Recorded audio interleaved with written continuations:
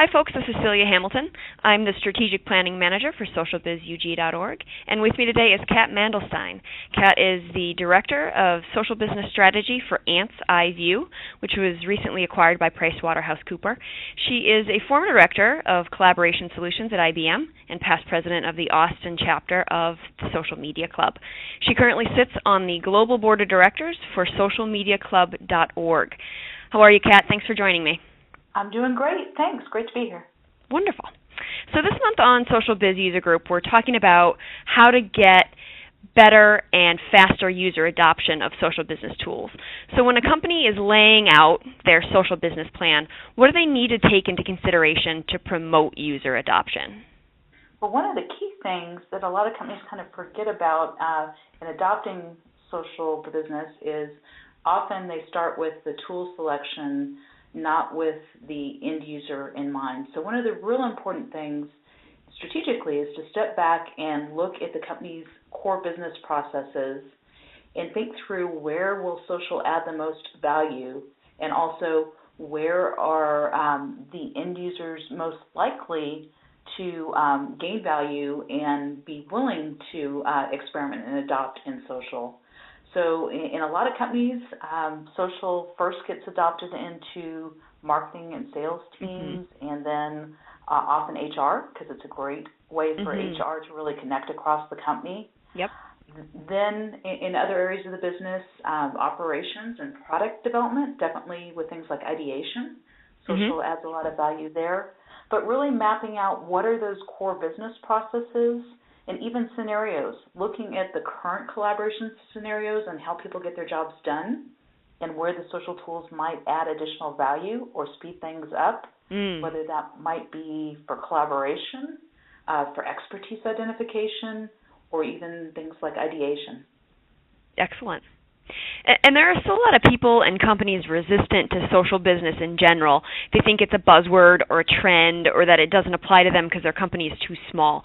So what advice do you have for people who think that that term social business doesn't apply to them? So for particularly with small companies, externally, definitely social applies. Their customers are online, and social can actually help a small company seem much bigger and compete with large companies externally through social media by using social channels or even setting up communities around their products that people can come in and learn more about their products and interact. So from an external perspective, all companies are really need to not put blinders on when it comes to social business, because their customers are going to be out there talking about them in those social channels, whether they're there or not. So really owning that conversation and taking charge of it is important. And even internally, companies of all sizes can use social collaboration tools to benefit them.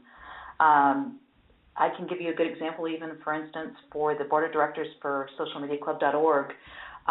We use tools to actually collaborate with each other, things like Basecamp, and that's a simple software as a service type collaboration tool. And there are even from IBM things like IBM Smart Cloud for Social Business, which you can basically have licensing by number of users by month. So not terribly expensive, and it gives users the ability to collaborate and really bring that collaboration into one place, be able to do a lot of that document sharing, having meetings if there are a couple locations of a business. So there are tools for the smaller business, and then definitely there are enterprise tools like IBM Connections or Jive software. Another great free one for small businesses to really interconnect is Yammer, and a simple, just really interaction between employees and getting to know each other better, a fun way for them to interact throughout the day and really build that camaraderie and teamwork. Yammer is another great tool for small businesses as well, too. And then there are other tools that are similar to the larger collaboration tools I mentioned, like Connections and Jive, like Huddle. Huddle is another great simple platform for smaller businesses. So internally, it's really also important to connect your employees. There was a recent Gallup survey, particularly in North America, that a lot of employees are feeling disengaged in their job. Social tools can really bring the employees closer together, really have them be able to have transparency into what other people in their organization are doing, and build things in more of a team-like format than individuals. Even in a small company, each person has their role, but if they better understand how they all fit into that bigger connected experience, it makes a big difference. Absolutely. I can see that. I can see because I talked to Matt Newman about social business adoption too, and he said something very important in adoption is feedback, and getting your employees to engage with either customers or each other is a constant feedback loop, and I'm more engaged when I'm getting seeing a result, specific result from my coworkers, from customers, so I can absolutely see how that all fits together. That makes a lot of sense. And that level of transparency and really understanding what the other people in your company are doing and how that all fits together, and then being able to access assets that they've built at any time of day. They may be out of the office, they may be on vacation, but you can still get to a document you may have some shared need for. Absolutely. So what's the best piece of advice you have for an admin putting together training on social business tools for their users? What's the best way to reach change-resistant users? So now, having been into large companies where social enterprise adoption is taking place, one of the best ways I've seen is really to get those early adopters and empower them, provide them the materials to go out into their own departments and help enable those change-resistant users.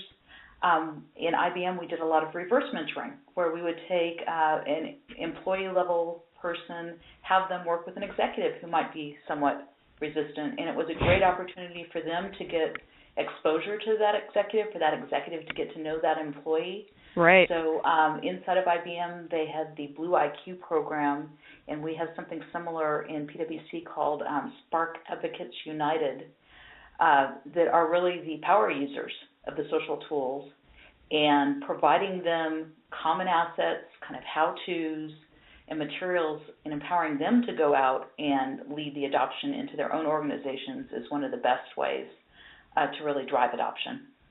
Great. Those are some great thoughts. Those are my questions. Thank you so much for joining me and taking the time to answer the questions that I have. I very much appreciate it.